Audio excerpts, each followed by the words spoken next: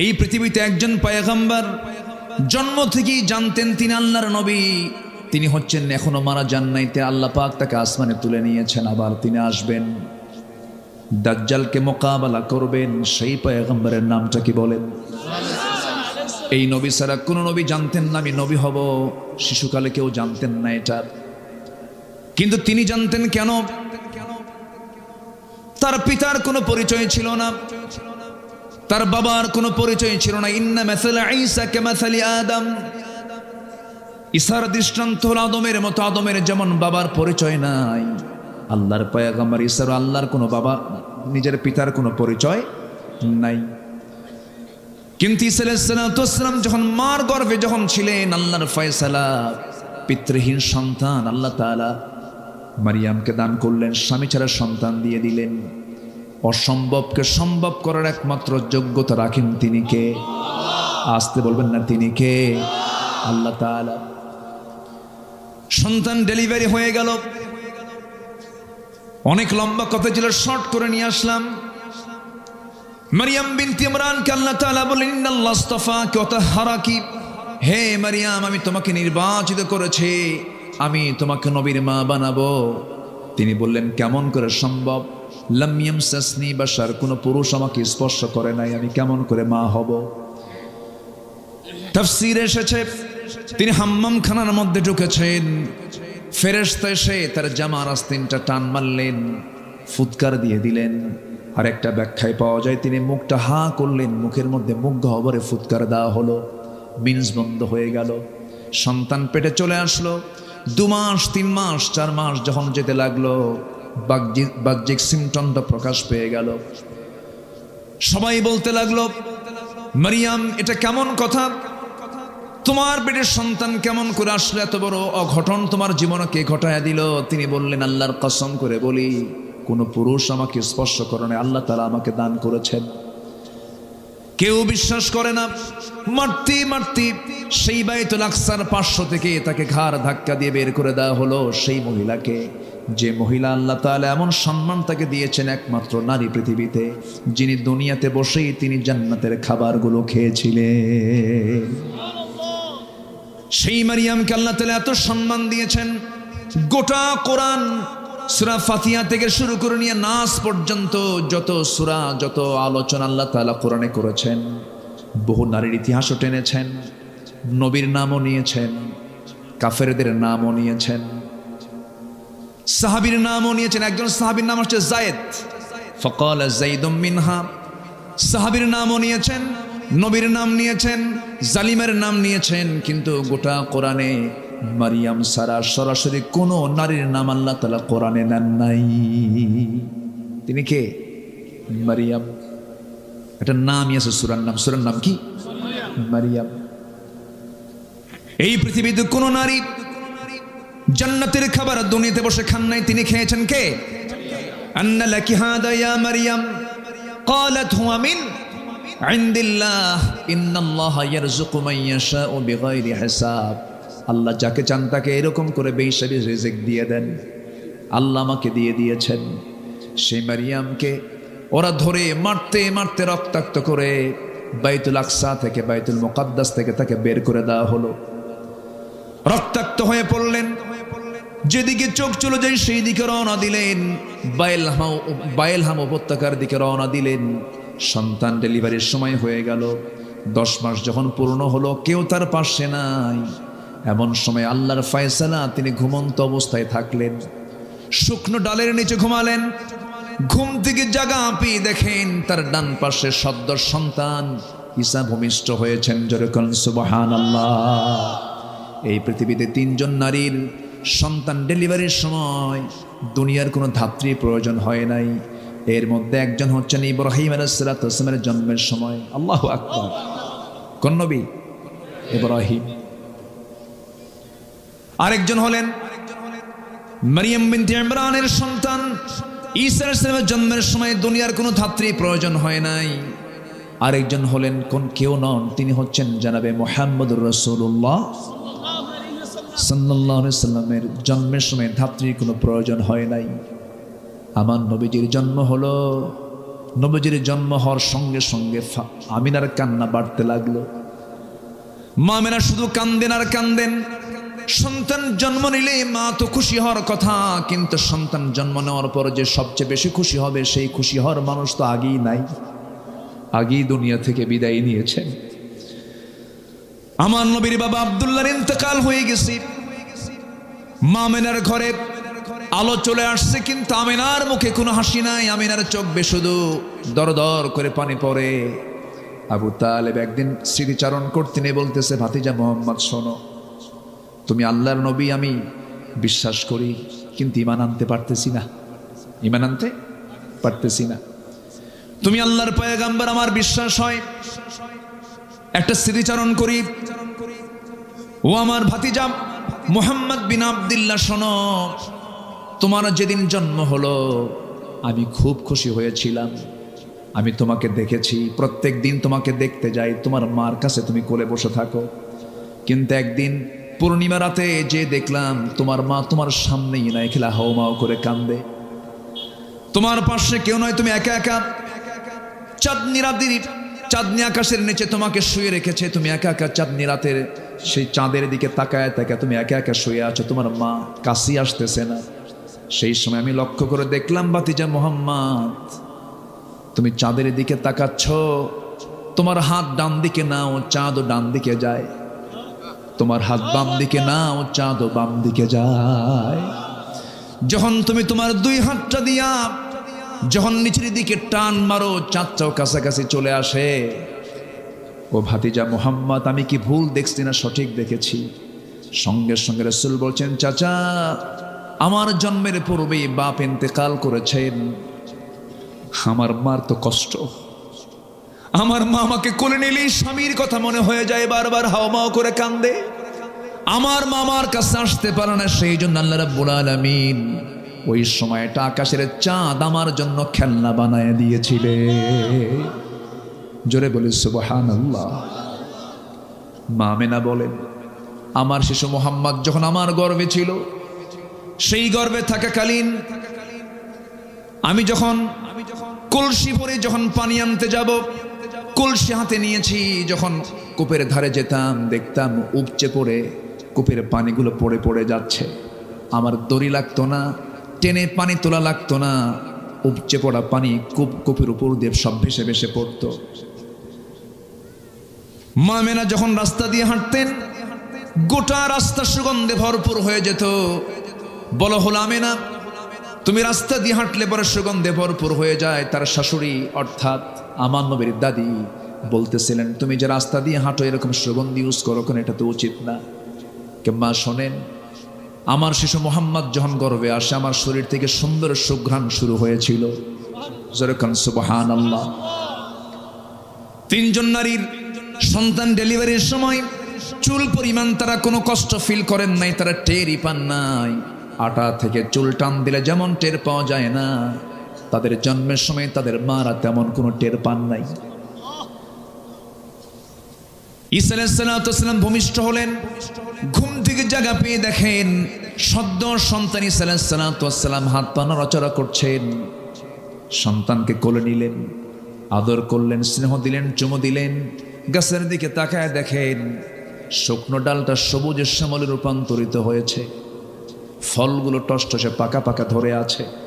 ফলগুলো পারলেন, খেলেন, জীবনের শক্তি ফিরে পেলেন। কেউ তার পাশে নাই, দুধ পান করাচ্ছেন। 3টা দিন 3টা রাত চলে গেছে। বলা হলো, মারিয়াম মানুষের মাঝে চলে যাও, বাইতুল আকসায় চলে যাও, তোমাকে যেতে হবে। তিনি বলেন, কেমন করে যাব? আমি কেমন করে জবাব দেব? সবাই তোমাকে বলবে তুমি তো অসতী নারী, যার সন্তান তুমি সামনে নিয়ে আসছো, কেমন করে জবাব, কেমন করে কি প্রমাণ করব? সঙ্গে সঙ্গে বলা হলো, মারিয়াম কোনো কথা তুমি বলতে যাবে না, তোমাকে শেখায় দিচ্ছি। তোমাকে যখন প্রশ্ন করবে তখন তুমি বলবে, ক্বালাত ইন্নী নাযারতু লিররহমানি সাওমা। তুমি বলে দেবে, আমি একজন রোজাদার, আমি কোনো কথা বলবো না, যা বলার তোমরা আমার সন্তানের সঙ্গে বলো। সন্তানটার বয়স মাত্র কয়দিন? এই পৃথিবীতে দোলনায় থেকে এই পৃথিবীতে দোলনায় থেকে নবজাতক বাচ্চা 3টা কথা বলেছে। কয়জন কথা বলেছে? এর মধ্যে একজনকে বলেন ঈসা আলাইহিস সালাতু ওয়াস সালাম। ঈসা আলাইহিস সালাতু ওয়াস সালাম দোলনায় তিনি কথা বলেছেন। সবাই মিলে যখন মারিয়ামকে যখন চতুর্দিক থেকে ঝেঁকে বসলো, প্রশ্নের বন্যা বয়ে যাচ্ছে। মারিয়াম, তোমার লজ্জা নাই, হায়া নাই, তোমার মধ্যে কোনো শরম টরম কিছু নাই? একটা জারজ সন্তানকে সঙ্গে করে নিয়ে আমাদের মাঝে আবার কেমন করে দেখা করতে আসছো? তিনি কোনো কথা বললেন না। তার ওই সময় রোজাটা ছিল। ক্বালাত ইন্নী নাযারতু লির-রাহমানি সাওমা, আমি রোজাদার। তার রোজা হলো কথা না বলা। তার রোজা হলো কি? কথা না বলা। কথা না বলার রোজা আছে না নাই বলেন? আমরা যে রোজা রাখি, না খেয়ে রোজা রাখি, কিন্তু কথা না বলে থাকি, কথা বলি। কিন্তু আল্লাহ তাআলা কথাও না করে দিয়েছেন, কথা বলতে মানা করেছেন। কোন কথা বলেন? রোজা রেখে কি কথা বলতে মানা করেছেন? বাজে কথা। সে লোকে রোজা রাখার কোনো প্রয়োজন নাই। মাল্লাম ইয়াদা কাওলা যুর ওয়াল আমালা বিহি ফালাইসা লিল্লাহি হাজাতুন ফি আন ইয়াদা তুআমাহ ওয়া শারাবাহ। যে ব্যক্তি রোজা থেকে মিথ্যা বেহুদ কথা ছাড়তে পারলো না, তার রোজা রাখার কোনো প্রয়োজন নাই। তাহলে মানে কি? কথা না বলাও রোজা, আবার না খেয়ে থাকাও রোজা। তাহলে মারিয়ামের রোজা ছিল কি বলেন? কথা না বলা। আল্লাহর হুকুম পেলেন, তিনি কথা বললেন না। শুধু বললেন আমি কোনো কথা বলবো না। ওই যে দোলনায় শুয়ে আছে নবজাতক, সে কথা বলবে। সবাই হাসে আর বলে মারিয়াম ছিল আধা পাগলি, এখন হয়ে গেছে পুরা পাগলি। এরকম করে হেও করছে। কিন্তু দোলনায় থাকা ছোট্ট বাচ্চা নবজাতক ঈসা আলাইহিস সালাতু ওয়াস সালামকে যখন নৌকোচায় যখন প্রশ্ন করেছে উপস্থিত লোকজন, বলছে হে সন্তান, তোর পরিচয়টা কি? একজন নবী দোলনায় থেকেই জানতেন তিনি আল্লাহর নবী। তিনি কে বলেন? ঈসা আলাইহিস সালাতু ওয়াস সালাম। তিনি কি বললেন? ক্বালা ইন্নী আবদুল্লাহি আতানিয়াল কিতাব ওয়া জাআলানি নাবিয়্যা। আমি হলাম আল্লাহর গোলাম, আল্লাহ পাক আমাকে ইনজিল কিতাব দিয়েছেন, আর আমার মা হচ্ছেন একজন নবীর মা। যেরকম সুবহানাল্লাহ, আমার মা একজন নবীর মা। এই নবীজি ঈসা আলাইহিস সালাতু ওয়াস সালাম জন্ম থেকেই জানতেন তিনি আল্লাহর পয়গম্বর। কিন্তু সব নবী কিন্তু জানতেন না। ইব্রাহিম আলাইহিস সালাতু ওয়াস সালাম নিজেও। ওই আয়াতটা প্রমাণ করে দেয়। তিনি যখন সূর্যের দিকে তাকালেন, নবুয়ত যখন পান নাই, তখন তিনি সূর্যকে দেখে বলছেন ফালাম্মা রাআ আশ-শামসা বাযিগাতান ক্বালা হাযা রাব্বি হাযা আকবার ফালাম্মা আফালাত ক্বালা ইয়া কওমি ইন্নী বারীউম মিম্মা তুশরিকুন। জোরে বলুন আল্লাহু আকবার। সূরাতুল আনআম আয়াত নম্বর ৭৮। যখন তিনি সূর্যকে দেখলেন, সূর্য দেখে বলেন এত বড় একটা সৃষ্টি, এটাই বুঝে আমার রব, এটাই তো সবচাইতে বড়। কিন্তু যখন এটা অস্তমিত হয়ে গেল, তখন তিনি বললেন না, আমার রব তো অস্তমিত হওয়ার কথা নয়, আমি সম্পূর্ণ শিরক থেকে নিজেকে মুক্ত রাখলাম। জোরে বলি আল্লাহু আকবার। আমার ভাইয়েরা, অগ্নিপূজক কি বলে, একজন পত্তলিক পিতার সন্তান ছিলেন ইব্রাহিম আলাইহিস সালাতু ওয়াস সালাম। সে নিজে মূর্তিগুলো বানাতো। সেই মূর্তিগুলো বানায় বাজারে বিক্রি করত। মূর্তি বানায় বাজারে বিক্রি করতো। রব বানাতো, আবার রব বাজারে বিক্রি হতো। মানে এমন রব নিজের হাতে বানায় আবার বাজারে বেচে দেয়। বাজারে কি করে? বেচে দেয়। সম্মানিত ভাইয়েরা, সেই পরিবারের সন্তানকে বলেন, সেই পরিবারের সন্তানকে তিনি কি বাপকে ফলো করেছেন? তিনি কি বাপকে ফলো করেছেন? ইসলামকে ফলো করতে গেলে প্রথম বাধা আসবে পরিবার থেকে। প্রথম বাধা আসবে কিসের থেকে বলেন? তার প্রমাণ হচ্ছেন ইব্রাহিম আলাইহিস সালাতু ওয়াস সালাম। তিনি তাওহীদ যখন পেলেন, নবুয়ত যখন পেলেন, বাপকে বলে ফেলেন আব্বা আপনার তো এগুলো ভুল। দ্বীনের দাওয়াত দিতে লাগলেন। বাপ তার পক্ষ অবলম্বন করলো না। একদিন অনেকগুলো মূর্তি নিয়ে বানায়া বাজারে বিক্রি করতে যাবে, বাপ আগেই চলে গেল আর ছেলেকে বলল বাজান, এই আমার এই মূর্তিগুলো বিক্রি করতে হবে বাজারে, তুমি ঝুড়িতে করে নিয়ে আসো। আমি বাজারে চলে গেলাম। ইব্রাহিম আলাইহিস সালাতু ওয়াস সালাম এই মূর্তিগুলো দেখে গেছে তার মেজাজ খারাপ হয়ে, করলেন কি সবগুলোর মাথা একটা করে ভাঙলেন। ভেঙ্গে মাথা ভাঙলি তো সব শেষ হয়ে যায়, মাথা ভেঙ্গে জড়িতে করে নিয়ে চলে গেছেন বাজারে। সামনে রাখা মাত্র এই মাথায় হাত দিয়া তার বাপ আজর বলতেছে, ইব্রাহিম এগুলো কি করছো তুমি? সব তো ভেঙ্গে চুরমার হয়ে গেছে। কাব্বা আর বলেন না, আমি যখন এই মূর্তির ঝুড়ি যখন মাথায় নিলাম দেখি ওদের মধ্যে গৃহযুদ্ধ শুরু, এমন মারামারি শুরু হয়েছে। আমি উপর থেকে নামাতে দেখি একটারও মাথা নাই। বাপ এখন মনে মনে করে, তুই তো মার দিয়ে দিলি আমারে, মূর্তির যে কোনো শক্তি নাই ক্ষমতা নাই সেটা আমিও জানি, তুই তো আমার এমন কথা বললি, আমি এখন যদি বলি এটা কি সম্ভব? কোনোদিন তারা কি মারামারি করতে পারে? ওদের কি গায়ে শক্তি আছে? তুই তো জবাব দিয়ে দিবি মনে মনে বলতেছে, আর কিচ্ছু বললো না। এমন মার দিছে সন্তান, কোনো জবাব নাই বাবার মুখে। আল্লাহু আকবার বলেন। মূর্তি পুজো করে ছেলে ইব্রাহিম মূর্তি ভাঙ্গে, আর ইব্রাহিমের সন্তানরা আজকে মূর্তি গড়ে, ঠিক কিনা? মূর্তি গড়ে। আমার রাসূল তিনি একদিন বলেছেন, একটা বর্ণনায় আসছে, হাদিসে আসছে, বুইসতু কাসরাতিল আসনাম, আমি পৃথিবীতে আবির্ভূত হয়েছি মূর্তিগুলোকে ভাঙ্গার জন্য। তাই এই পৃথিবীতে প্রথম মূর্তি ভাঙ্গার মামলা খেয়েছেন কোন নবী বলেন? বলেন কে? ইব্রাহিম আলাইহিস সালাতু ওয়াস সালাম। এখন এর মানে কি আমি আপনাদেরকে বলবো যত মন্দির আছে সব ভেঙে শেষ করে, এরকম কিছু নাকি? আমার নবীজি মক্কায় যতদিন ছিলেন কাবা শরীফের ভিতরে ছিল 360টা মূর্তি। কতগুলো বলেন? তিনি কি মক্কায় থাকতে ওগুলো সরাতে পেরেছিলেন? সামনে রেখেই নামাজ পড়তে বাধ্য হয়েছেন। কেন জানেন? তখন মক্কার সিটি মেয়র ছিল বিনা ভোটে নির্বাচিত আবু জেহেল। কি ভোটে? কি কথা বোঝা যায়? তাহলে আবু জেহেল কি ভোটে? বিনা ভোটে। সে আবু জেহেল ক্ষমতায়। আমার নবীজি মূর্তিগুলো দেখলেন, শুধু দেখেই গেলেন, পারলেন না, কারণ পাওয়ার তো নাই। র্যাব সীতা কোবরা তো তার হাতে নাই। কথা বোঝেন নাই?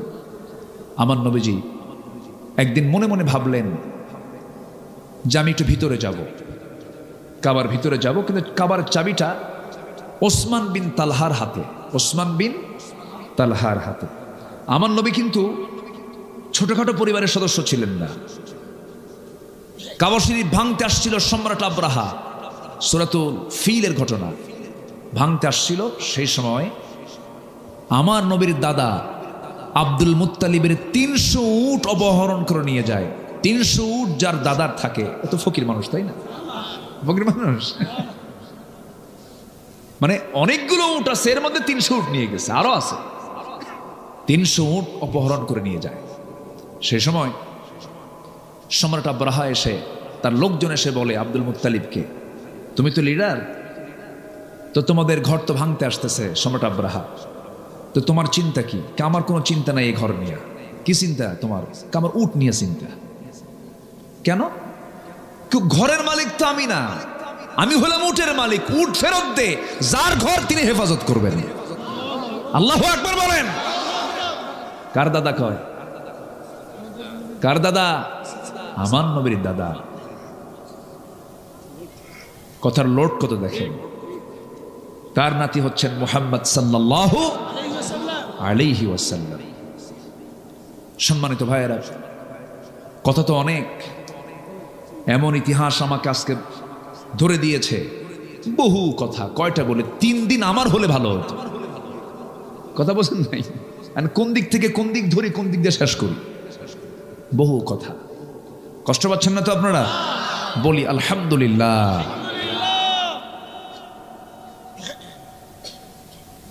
ইব্রাহিম আলাইহিস সালাতু ওয়াস সালাম তিনি জীবনে 3টে হিকমতপূর্ণ কথা বলেছেন। কয়টা? 3টে হিকমতপূর্ণ কথা বলেছেন। মাঝে মাঝে তিনি কাঁদতেন, আহারে এরকম প্যাঁচ খাটায় আমি কথা বললাম কেন?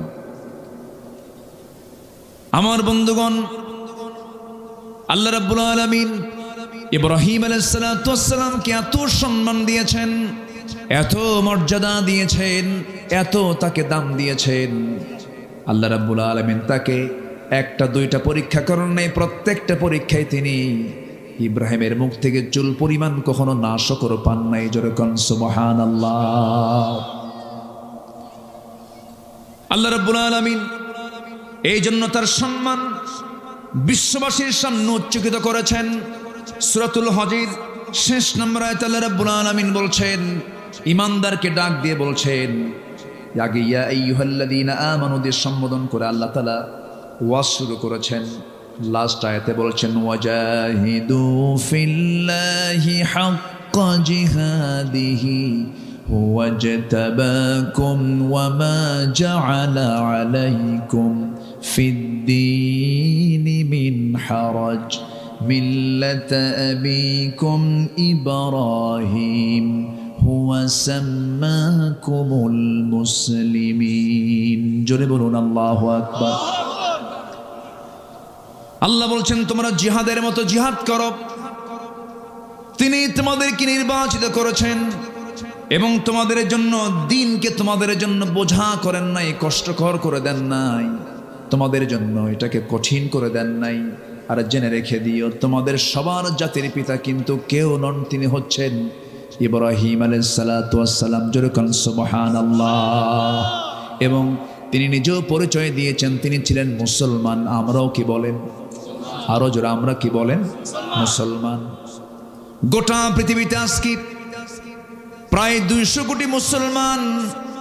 মূল পরিচয় যদি মুসলমানকে যদি লালন করে, কোনো প্রকার দ্বন্দ্ব না রেখে, ওয়াহাবি সুন্নি আর কি আছে, কত কি আছে, নাম না বলি আর, এই সমস্ত গ্রুপিং না করে যদি আজকে মুসলমান যদি একটা প্ল্যাটফর্মে আসতো, গোটা পৃথিবীর বাতিল শক্তি সব সাগরে হাবুডুবু খেত। ঠিক কিনা? সব হাবুডুবু খেত। কিন্তু ফেরকা আমাদেরকে শেষ করে দিল। ইব্রাহিম তিনি মূর্তি ভাঙ্গেন আর আমরা মূর্তির পক্ষে কথা বলি। ঠিক কিনা? যদি কোথাও ডিসপ্লে করা, কোনো মূর্তিকে সাজানো, হ্যাঙ্গিং করা, কোনো ছবিকে হ্যাঙ্গিং করা, এরকম যদি কোনো সাজানো, যদি এটা যদি ইসলাম সম্মতই হতো, পৃথিবীর সবচাইতে বড় স্ট্যাচু নির্মাণ হতো আমার নবীর স্ট্যাচু। আছে? আমার নবীর কোন স্ট্যাচু আছে? নাই। আর কি প্রমাণ চাবেন আপনি? সম্মানিত ভাইয়েরা, সম্মানিত বন্ধুগণ, আল্লাহ তাআলা ইব্রাহিমকে অনেক পরীক্ষা করেছেন, সন্তান দিয়েছেন, আবার সন্তানকে কোরবানি করতে বলেছেন কে? তিনি কি মানা করেছিলেন? তার খাতনা হয়েছিল কত বছরে? তার খাতনা করে দিল কে? নিজে। হ্যাঁ, কারণ ওই সময় তার সতরটা খুলবে কে? কন্ত তার সতর তো দেখার সুযোগ নাই কারো। আল্লাহ বললেন, ইব্রাহিম আমি তোমাকে গোটা জাতির জন্য পিতা বানিয়েছি, নেতা বানিয়েছি, তোমার একটা কাজ বাদ আছে, তুমি এই কামটা সারো। আল্লাহ কিভাবে সারবো? যাও জঙ্গলে যাও। সহি বর্ণনা, এটা হাদিসে আসছে। জঙ্গলে গেলেন, জঙ্গলে গিয়ে 22লা চেনেন? 22 যেটা ওই কাঠ মিস্ত্রিরা বগলের নিচে থুয়ে কাঠ কাটে, ওটাকে কি বলে মুরব্বীরা? কন 22লা না? 22লা। এরকম 22লা নিয়ে গেলেন তিনি আড়ালে, নিজের খাতনা নিজেই সম্পন্ন করলেন। এটাও কি একটা পরীক্ষা না? কন এটাকে ছোটখাটো পরীক্ষা? কন নিজেরটাকে নিজে সাইজ করা সম্ভব? কন আপনি কন সহজ না। আল্লাহ অর্ডার দিয়েছেন, করে ফেলছেন। কি পিতা আমাদের! যেরকম সুবহানাল্লাহ। অমিন যুররিয়াতি, আমার সব আওলাদরা, আমার সব সন্তানরা আমাকে ফলো করবে। হে আল্লাহ, তোমার হুকুম আমি পালন করলাম। বুড়ো হয়ে গেছেন, বাচ্চা হয় না। সারা আলাইহিস সালাতু ওয়াস সালাম তার প্রথম স্ত্রী, বাচ্চা নাই। তার তো জীবনে বিশাল বড় পরীক্ষা আসছিল, হলো রাষ্ট্রীয় পরীক্ষা একটা আসছিল তার জীবনে। কিসের জন্য? ওই যে মূর্তি। ওই সময় শিরকের সমস্যা ছিল বড় সমস্যা। প্রত্যেক পয়গম্বর যে যুগে এসেছেন সেই যুগের সবচেয়ে বড় সমস্যা দূর করার জন্য তারা আসছেন। মুসা আলাইহিস সালাম যে সময় আসলেন সেই সময় ছিল জাদুর সমস্যা। কিসের সমস্যা? সব জাদু মুজিজা দিয়ে শেষ করে দিলেন মুসা আলাইহিস সালাম, শেষ করে দিয়েছেন। জাতির পিতা ইসলামের সময় সমস্যা ছিল হলো শিরকের সমস্যা। এই সমস্যা তিনি দূর করলেন। দূর করতে গিয়ে সবাই বলল, ইব্রাহিম চলো আমরা শহর ছেড়ে এক মেলায় যাচ্ছি, যাবে তুমি? কে যাব না। কেন? ক্বালা ইন্নী সাকিম। কোরআনের আয়াত তো, সূরা সাফাত পড়েন। আমি তো আয়াতের রেফারেন্স এখন দেওয়ার সময় নেই আমার, যাব কখন? ক্বালা ইন্নী সাকিম, আমি তো অসুস্থ, আমি যেতে পারবো না। মানে কি অসুস্থ জানেন? মানসিক না, মানে তার অসুস্থতা হলো ভাঙবো কখন। কথা বললেন নাই? তার অসুস্থতা কি? শিরক সহ্য করতে পারতেছেন না। ইমানদার শিরককে সহ্য করতে, ইমানদার শিরককে সহ্য করতে পারে। তবে হ্যাঁ, ভুল বুঝবেন না আবার, হিন্দু ভাইদের মন্দির আমরা পাহারা দেব, হিন্দু ভাইদের প্রতিমাকে আমরা গালি দেব না। লা তাসুব্বুল আসনাম, তোমরা কোনো মূর্তিকে গালি দিও না। তোমরা তাদের মূর্তিকে গালি দেবে, তারা তোমাদের রবকে গালি দেবে। ইসলাম কত উদার দেখেন। আমার দেশের মন্দিরগুলো আমরা পাহারা দেই, আর পার্শ্ববর্তী দেশের আল্লাহর ঘর মসজিদকে তারা ভেঙ্গে চুরমার করে দেয়। তাদের কাছ থেকে আমাদের শেখার কিছু নাই, কোনো কিছু শেখার নাই। সম্মানিত ভাইয়েরা, কষ্ট পাচ্ছেন নাকি আপনারা? মূর্তি নিয়ে মনে খুব টেনশন করতেছেন, আমি যাবো না, আমি খুব অসুস্থ। কি সমস্যা? কে? মূর্তি নিয়ে সমস্যা। ইন্নী সাকিব, যাও তোমরা চলে যাও। চলে গেছে। ওনার তো মাথা গরম, হাতে একখান নিছেন, একটা অস্ত্র নিয়ে কুঠার নিয়ে চলে গেছেন কাছাকাছি। সমস্ত মূর্তিগুলোর সঙ্গে কথা বলতেছেন, এই কথা কথা। কেউ কোনো কথা কয় না। সবগুলোর মাথা ভেঙ্গে বড়টার গলায় ঝুলায় রাখছেন। কোঠারটা ঝুলায় রেখে বলতেছে যে তোর যারা বান্দা আসবে, সে যখন প্রশ্ন করবে কে ভাঙছে কে ভাঙছে, তুই বলবি ইব্রাহিম ইব্রাহিম। আল্লাহু আকবার বলবেন। তুই বলবি কি? ইব্রাহিম। ওর কি ক্ষমতা আছে? ক্ষমতা নেই। আমার বন্ধুগণ, ইব্রাহিম আলাইহিস সালাতু ওয়াস সালাম শিরক উৎখাত করার জন্য কি স্ট্রাগলটা তিনি করলেন, কি সংগ্রাম তিনি করলেন। গোটা টোটাল স্টেট তার বিরুদ্ধে চলে গেল। এমন ষড়যন্ত্র করলো, এমন পরিকল্পনা তারা সাজালো, সম্পূর্ণ মামলা প্রস্তুত করে তারা আইন পাশ হলো, তাকে আগুনে পুড়ে মারো। কিসে পুড়ে মারো? আগুনে পুড়ে মারো। আমার বন্ধুগণ, ইব্রাহিম আলাইহিস সালাতু ওয়াস সালাম ওই মূর্তিগুলোকে ভাঙার সময় বলেছিলেন, ফারাগা ইলা আলিহাতিহিম ফাকালা আলা তাকুলুন মা লাকুম লা তাতিকুন ফারাগা আলাইহিম দারবান বিল ইয়ামিন। জোরে বলুন আল্লাহু আকবার। আল্লাহ সব কথা বলে দিয়েছেন। فأقبلوا إليه يزفون قال أتعبدون ما تنحتون والله خلقكم وما تعملون। জোরে বলুন আল্লাহু আকবার। সব কিছু চুরমার হয়ে গেল। নমরুদের লোকজন সব চলে এসে দেখে সব মেসাকার হয়ে গেছে। কে করলো তদন্ত কমিটি করা হলো, প্রশ্ন করা হলো। এবার ইব্রাহিমের কাছে তদন্ত কমিটি এসে বলল, ইব্রাহিম কে করেছে এই কাজ? আগের বার বলা হলো চলো আমরা মেলায় যাই, তিনি বলেন ইন্নী সাকিম, আমি অসুস্থ, যেতে পারবো না। এবার বলা হলো মূর্তিগুলো ভাঙছে কে বলো, তিনি বললেন কে ভাঙছে মূর্তিকে জিজ্ঞেস কর। আল্লাহু আকবার বলবেন। এই উত্তরে দাওয়াত আছে না নাই? এই উত্তরের মধ্যে দাওয়াত আছে না নাই? নবীরে কি বেশি কথা বলতেন? কম কথা, কিন্তু সেই কথার মধ্যে থাকতো হাজারো কথা। জ্ঞানী মানুষ বেশি কথা বলে না, একটা লাইন বলে হাজার লাইন এক লাইনের মধ্যে ঢুকে থাকে। ইব্রাহিম আলাইহিস সালাতু ওয়াস সালাম এমন করে জবাব দেওয়ার সঙ্গে সঙ্গে সব লজ্জিত হয়ে গেল। ঠিকই তো, এমন রব আমাদের, কথাই তো বলতে পারে না। কে তার কাছে আসলো, আমাদের রব তাও জানে না এটা কেমন কথা। আমার নবীর সামনে একদিন কোন এক সাহাবী এসে বলছে, হুজুর ওয়াজ তো আপনার শুনি, আজকে আপনি আমার ওয়াজ শোনেন। রাসূল বলেন, কি ওয়াজ শোনাবা বলো। রাসূল শুধু কথা শুনতেন, কথা বলতেন না, তিনি কথা শুনতেনও। অনেক সময় লম্বা সময় সাহাবীদের কথাও তিনি শুনতেন, মত বিনিময় করতেন। দেখবেন কিছু কিছু লোক আছে শুধু কয় কিন্তু শোনে না, আছে না? খালি কয়, খালি বুদ্ধিজীবী, কারো কথা শোনে না। আমার নবীজি সাহাবীদের কথাগুলো মনোযোগ দিয়ে শুনতেন, ফয়সালা দিতেন। এক সাহাবী এসে বলছেন, হুজুর আজকে আমার ওয়াজটা শুনতে হবে। কি ওয়াজ বলো। হুজুর, ইসলাম যখন পাই নাই, দিন যখন পাই নাই, আমরা পত্তলিক ছিলাম, একটা মূর্তির পূজা করতাম, দেবতা মনে করতাম, ভাগ্যের প্রতীক মনে করতাম, বুকে নিতাম, ঘাড়ে নিতাম, পিঠে নিতাম, সব সময় নিয়ে চলতাম। কোন একদিন সফরে বের হয়েছি, ওই দেবতাকে সাথে নিয়েছি। হঠাৎ করে আমার পেশাবের